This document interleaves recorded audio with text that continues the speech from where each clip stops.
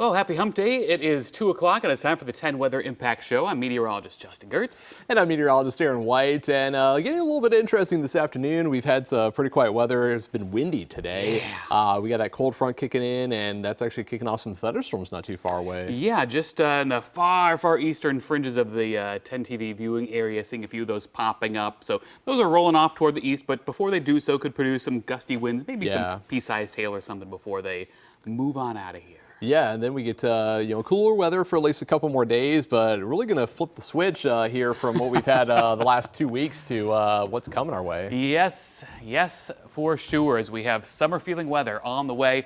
There are those thunderstorms again in our far southeastern towns near McConnellsville, heading off toward the east, some thunder and lightning with that. Again, also maybe some small hail or gusty winds, but these are quickly moving out of the area.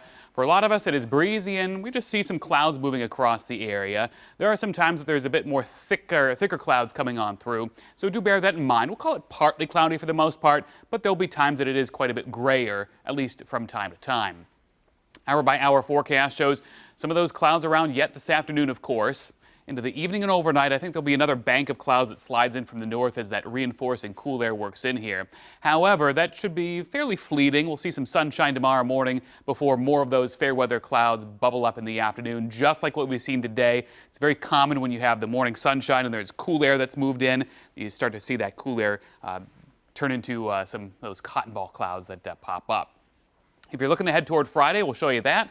Good news is things are looking pretty quiet. We'll have a good deal of sunshine to start off the day, and again, partly cloudy skies do come in for the afternoon. Hour by hour wants to drag in a couple of sprinkles in our southwestern towns. I think the air is probably too dry for that, but it is something that is a sign of at least more cloudiness moving in later on Friday. We have a breezy afternoon for today with a mix of sun and clouds both today and tomorrow. It is going to be feeling like summer very soon as well this weekend and early next week, with highs well into the 80s to even around 90 by next Monday. Right now we have sustained winds at a good 15 to 25 miles an hour across the area, gusting as high as 30 miles an hour in Columbus and Newark, 31 mile an hour gust out towards Zanesville. So for this afternoon, we will have some of those gusty winds up around 30 miles an hour from time to time. Now what you'll need to do if you're going to be out driving around, especially in the open areas, just watch out for those tall vehicles. They're going to get buffeted around by those winds coming from the northwest. They may be kind of edging close to the edge of the lane from time to time. So just give them the space. If you're passing, just get around them. Don't lollygag next to them. Make things a little easier for them as you are out. We have fallen down to 64 now in Columbus as that cooler air becomes reinforced. The reason for that, those northwest winds, and check out off to our north and west. 44 in Grand Rapids right now, 39 in Cadillac, Michigan, even here at 2 o'clock in the afternoon.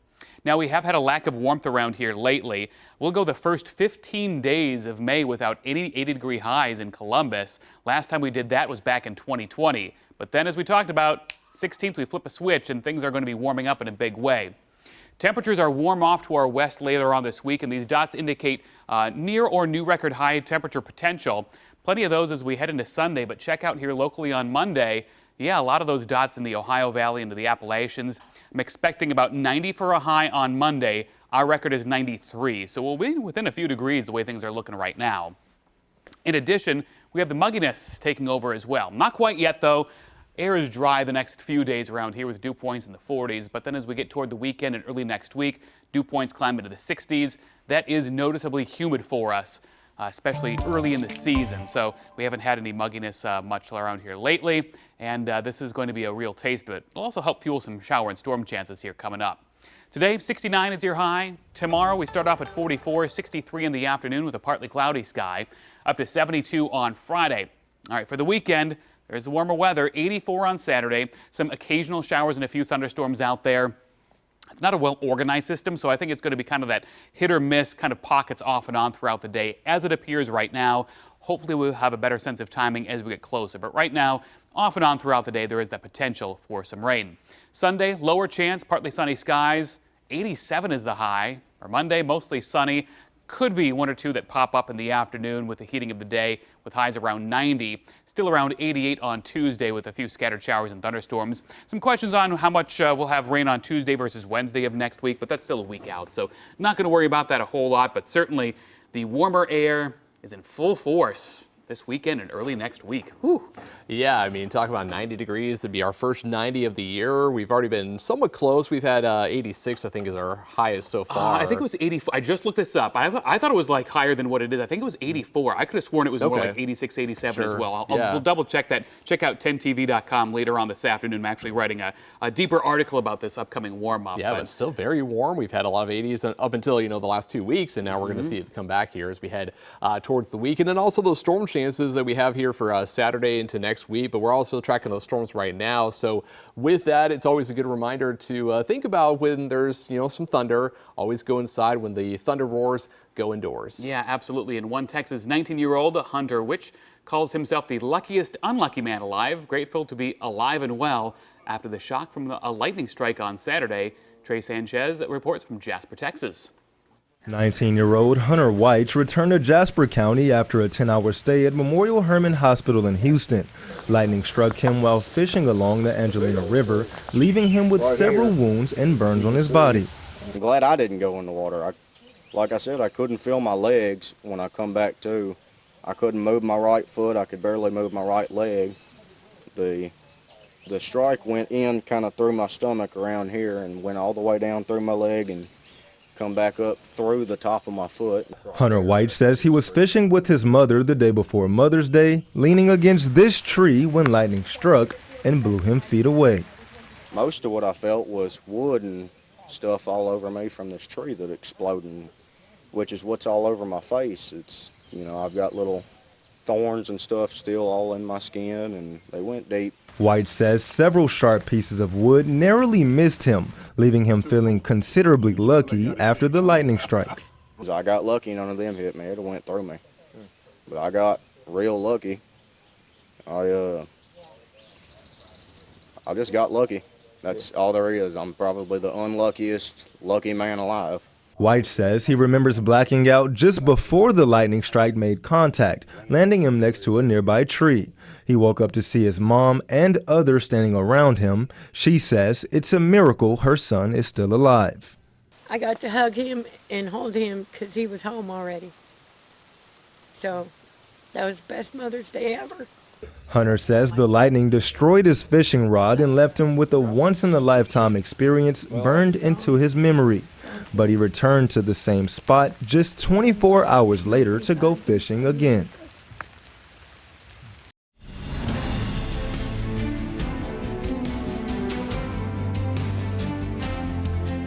And as we move on from the thunderstorms to wildfires now down in Florida, crews are finally starting to get more control over a monster blaze that has been burning through the Everglades. Yeah, and while that is certainly good news, the impacts from the fire are only just starting to be dealt with. Manuel Borquez has more on how this fire has impacted one business owner in the region. Once towering and imposing, the billowing smoke from the Max Road fire dissipated today, only to reveal the scorched earth left behind. It's where we noticed power crews rising above the moonscape. How close did the fire get? Within 40 feet of all of our structures. Marshall Jones, owner of Max Fish Camp, says the power crews are here to restore service to the airboat tour company, which has been around for generations. 12 of the power poles that you can see behind me going into Max Fish Camp are literally burned from the ground up 4 feet and just hanging by the wire. Despite significant progress on the fire today, challenges remain. Rain in the forecast would help. Erratic winds and lightning, not so much, says Kevin McEwen with the Florida Forestry Service. My concerns are just, it's still dry. Even if we get a little bit of rain, it's still so dry out here. Anything can light. And crews are finding some areas hard to access. Now, this is a big wetland out here, and our specialized equipment that's made for this area will even with that, will sink out here. Jones is grateful for the progress being made, despite the days of losses due to the blaze. Tough. Yeah. Tough. Okay. Yeah, I mean, this was a holiday weekend, being Mother's Day and all. We had several trips on the books that we had to cancel last minute and send refunds out for that. And while fires are burning across parts of the southeast, actually out west, crews are working with the latest technology to help mitigate some of those fire dangers. Yeah, Spencer Wilson reports from Edwards, Colorado, with more on how robots are now helping to clear out fuel from the mountains. Normally, this area near Edwards, Colorado, could see as much as 8 or 9 feet of snow. But not this year. We wish we did. We wish we did. Instead, they got dry vegetation, and a lot of it. 7,500 acres in total for the Cordillera neighborhood, which is where unleashing the RC mower comes in handy. It's not just about mowing as fast as possible and as much as possible. It's also about making sure that they can get to areas that they want to get mowed but wouldn't put people in. Up steep hills, in tight spots, even over entire tree sprouts. It's another tool to clear away fuels from potential fires, with a roughly $70,000 price tag. We calculated if we were going to outsource it, it'd pay for itself in about 15 days, which we've already done. Another step in fire risk mitigation is detection. It detected it within 6 minutes, 200 feet away. So that's new technology. Trevor had crews set up 700 of these little spatula-looking readers that are programmed to alert teams when fires start. It's extra effort this year, with expected extra risk. Middle of May, you shouldn't be having moon dust here. So. Those conditions are the warning signs. All these efforts might pay off soon. Today is kind of the turning point where the RHOs start going down and the temps go up and the fire danger goes up, and we don't want to be out there with the mowers causing fire. So we have a limited time. We think we can probably do the rest in 2 or 3 weeks, and then we might have to just go on fire watch. In Edwards, Spencer Wilson covering Colorado First. Turning back now to some news from our community. If you're thinking about a road trip this summer, Ohio wants you to keep it local.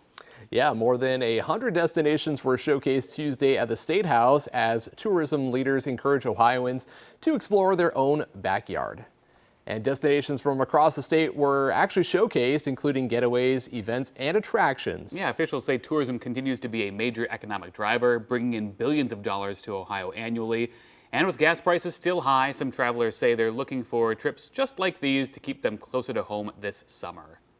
I'm just here trying to learn more about the state. The mission today is I want to discover new places in our beloved state. Yeah, Tourism Ohio says visitors spent $57 billion across the state last year, with places like Hocking Hills, Marietta, and the Miami Valley hoping to attract even more visitors this summer. Dayton has some cool stuff too. Yeah, I mean, there's so many cool places just all around Ohio. I feel like, you mentioned Dayton, the Miami Valley, Hocking Hills, not surprising to see that on the list. Of course, that's one of the big popular attractions not too far away from here. So some things to think about if you want to get outside as we go through the next several days, especially with those 80s back in the forecast. Right. And as we talk more about tourism, a big draw in northwestern Ohio is actually bird watching, especially during this big spring migration. Yeah. Every year, actually, the biggest week in American Birding Festival brings in $40 million in tourism to towns along Lake Erie. And this week, Ohio Governor Mike DeWine and First Lady Fran DeWine attended Bird Ohio Day at McGee Marsh in Ottawa County. Visitors say they're seeing lots of different species of birds and enjoying their experience. So many birds here that are different. We must have seen 30 birds in like 5 minutes. Different species. It was great. I'm very impressed. The day included birding walks, a songbird banding demonstration, and a visit from a barn owl. All right, some good stuff out there. Yeah. And if you're out touring our state for nature, now is actually thinking about now illegal actually to feed deer in the city of Columbus. City Council enacted a no-feed ordinance, so it's now actually a misdemeanor. Yeah, as 10 TV News reporter Carla Rogner reports, this follows concerns especially from those in Clintonville over the growing deer population. It's the nature and all the green space in Clintonville that makes this a dream destination for the deer. But the relationship between these animals and their human neighbors, well, it's complicated. I don't have a real problem with deer. I like seeing them, but there's just too many. The city of Columbus sent out a survey last year asking people how they would like the city to respond to the growing deer population. 63% said they would support a no-feed ordinance. Residents in Clintonville say the deer have been eating their plants and can sometimes be aggressive towards humans and their pets. I think that they're beautiful, and I like seeing the nature in our neighborhood. I think that's a positive thing, but I do think it's caused some conflict, I think, both for the people who are living here and their pets. I'm all for calling them giving the meat to food banks. People can report violations of this new ordinance to the non-emergency police line. Then police can issue tickets. Violators face a $150 fine and a misdemeanor charge. This does not count using bird or squirrel feeders. The city said it would consider other methods to control the deer, like bringing in professional sharpshooters, but that could take time to work out logistics. Reporting in Clintonville, Carla Rogner, 10 TV News. Oh dear. Finally today, let's check out some new video into us here at 10 TV. It was obligatory there. Let's stick first with some more animal news, but this time bears instead of deer. A black bear turned a quiet Southern California neighborhood into a weekend spectacle. The bear was spotted roaming through Altadena Sunday, climbing trees and running through yards. Dozens of people stopped to snap photos, while some residents were concerned about their children and pets. Of course. At one point, a man left out raw chicken and water for the bear. Oh, interesting. That's a choice. Yeah, definitely. Yeah, a choice. But it's so wild to see that running around, especially going through people's yards and just being so close. But wildlife officials say that's an example of what not to do. Of course, they say feeding bears can make them too comfortable around people and put both the bear and the community at risk. Officials later cleared the area and urged people to keep their distance. But yeah, it's the whole thing back to the book. If you give a mouse a cookie, it's going to want a glass of milk. You give a bear something, it's going to come back to maybe get some more. Going to think it's a good source of some yummy treats, and that is not a good idea. No, definitely not. Well, finally today, check this out, a postcard from Mars. Hey! NASA's Perseverance rover snapped a selfie yesterday against a sweeping backdrop of Mars' western frontier. This is the 6th selfie it snapped since landing on Mars in 2021. Yeah, and actually using a camera mounted at the end of its robotic arm, Perseverance captured 61 individual photos over the course of an hour that were actually stitched together to build the composite image. After more than 5 years of surface operations, Perseverance has collected 27 rock core samples and traveled almost 26 miles, just shy of a marathon. 26.2, so not doing too bad out there by himself. Yeah, busy little robot rolling along. Kind of reminds me of WALL-E. Oh my gosh, right? Right, WALL-E. Right. We also have an update on our discussion on the warmest temperature so far this season. Decided to look up the numbers So there.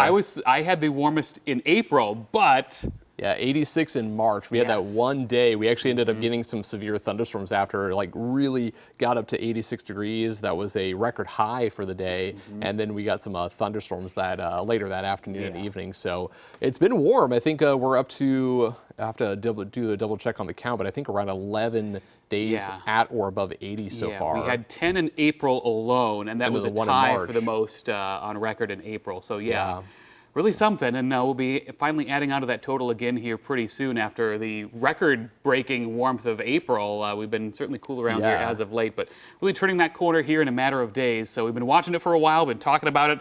Looked like it was going to be around the 17th or so, and here it is, just about on track with that. Finally making that switch, and maybe even getting close to record territory early next week with that 90. I mean, you mentioned record, I think it's 93. 93 is the record on Monday, so it'll be getting close. Yeah, for sure. Yeah, and interesting watching these storms. I noticed there's a severe thunderstorm warning out across far eastern Ohio, moving off into West Virginia and Pennsylvania now.